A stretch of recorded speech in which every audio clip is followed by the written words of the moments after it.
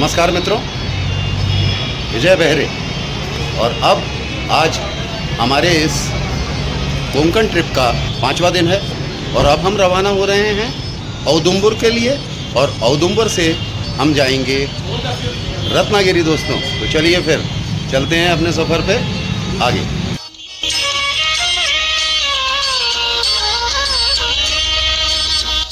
मित्रों, सांगली से 25 किलोमीटर की दूरी पर कृष्णा नदी के तट पर यह स्थान है जहां अभी हम जा रहे हैं। और इस क्षेत्र में औदुंबर यानी बड़ के असंख्य संख्या में पेड़ होने के कारण शायद इस स्थान का नाम औदुंबर ऐसा हुआ।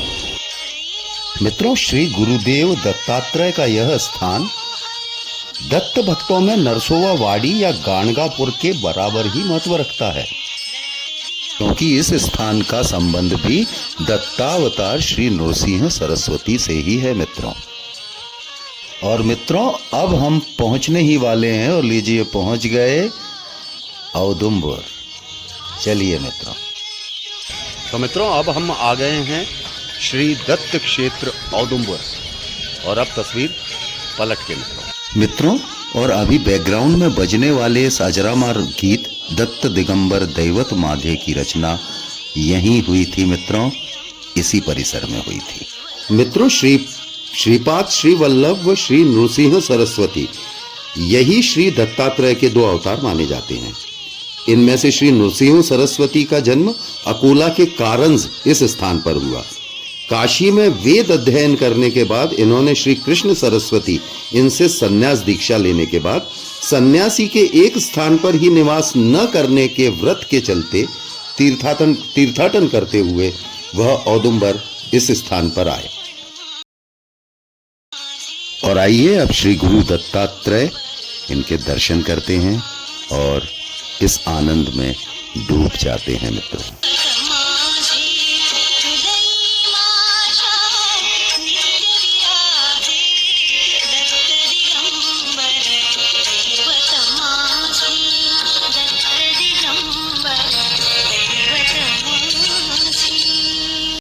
और आइए मित्रों, अब श्री नृसिंह सरस्वती जी की विमल पादुकाओं के दर्शन करें और लाभान्वित हों।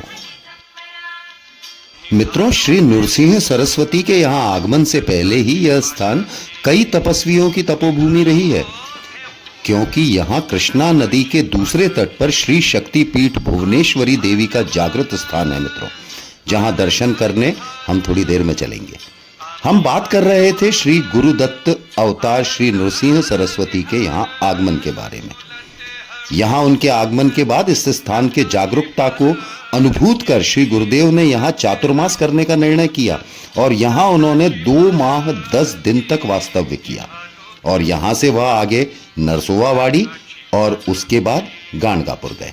परंतु यहाँ से जाने के समय उन्होंने यहाँ अपनी पादुकाएं छोड़ी और अपने भक्तों को यह आश्वासन दिया कि इन पादुकाओं के रूप में वे यहाँ सतत निवास करेंगे। और आइए मित्रों, अब सद्गुरु के एक बार और दर्शन करके हम आगे बढ़ते हैं और चलते हैं माँ के दर्शन के लिए, यानी भुवनेश्वरी देवी के दर्शन के लिए। सद्गुरुदेव दत्त।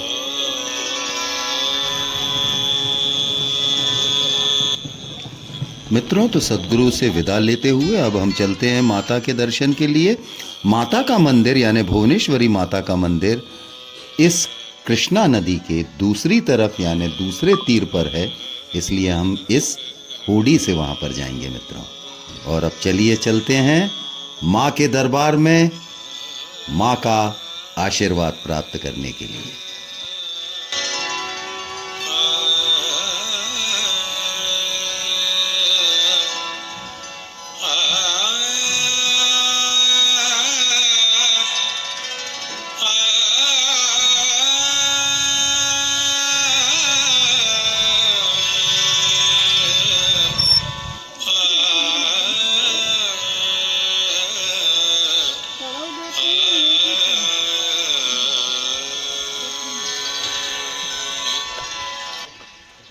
मित्रों, माँ भुवनेश्वरी देवी का यह मंदिर लगभग 1000 वर्ष पुराना है तथा इसका हेमड़पंथी स्थापत्य कला से बहुत नज़दीक का रिश्ता है मित्रों। ये एक बहुत अच्छा उदाहरण है। श्री भुवनेश्वरी माता की मूर्ति श्री यंत्र पर स्थापित है यहाँ पर मित्रों, तथा मंदिर की छत पर भी श्री यंत्र बना हुआ है। तो चलिए मित्रों चलते हैं, ये देखिए श्री यंत्र, और अब दर्शन करते हैं स्थापत्य कला के तथा माँ भुवनेश्वरी के। जय माता दी, जय माता दी, जय माता दी।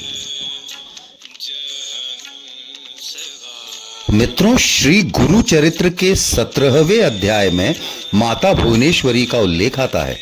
चरित्र में एक मतिमंद बालक मां भुवनेश्वरी की मदद से श्री नृसिंह स्वामी के दर्शन करता है तथा उनका कृपा पात्र होता है और उसे ज्ञान की प्राप्ति होती है।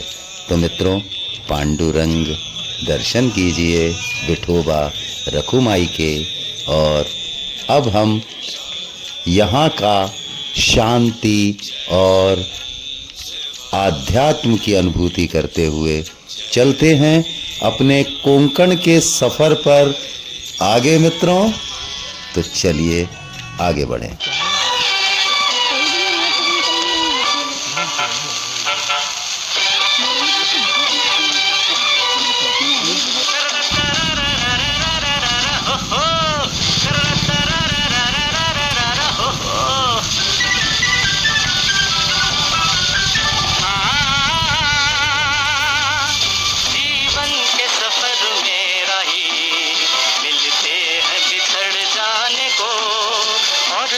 जाते हैं यादें तन्हाई में तड़पाने को।